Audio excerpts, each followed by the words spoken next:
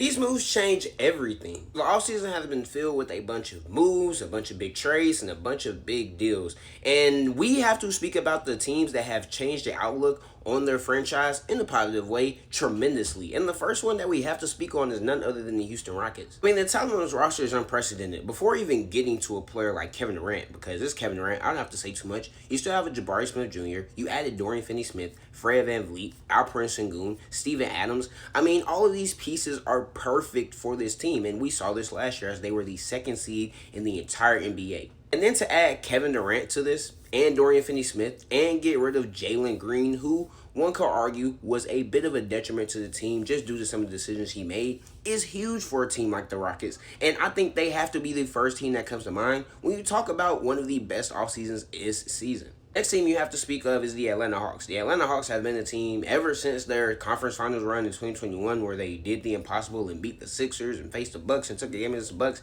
They have been very disappointing. I mean, first round exits, playing exits, not really playing very well. Whether that be due to injuries, all this types of stuff.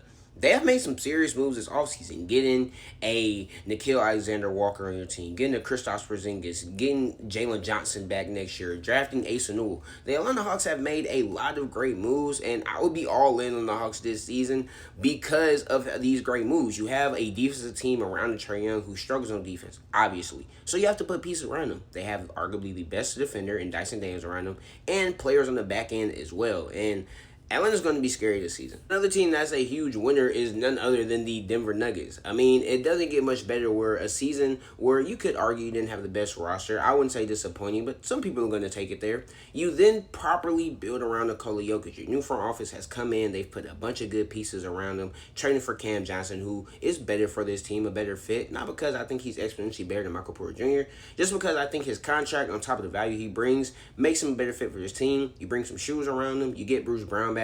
You just finally get a bunch of pieces to maximize the Nuggets team that took the NBA champion OKC Thunder to 7 last year, or this past season. And there are other teams you could point to. I really like what the Hornets did, just building around their main two guys in LaMelo Ball and Brandon Miller. I like what the Spurs did, and I like what the Magic did. And these are the biggest winners of this free agency. I honestly believe they have changed the outlook and future of their franchise tremendously.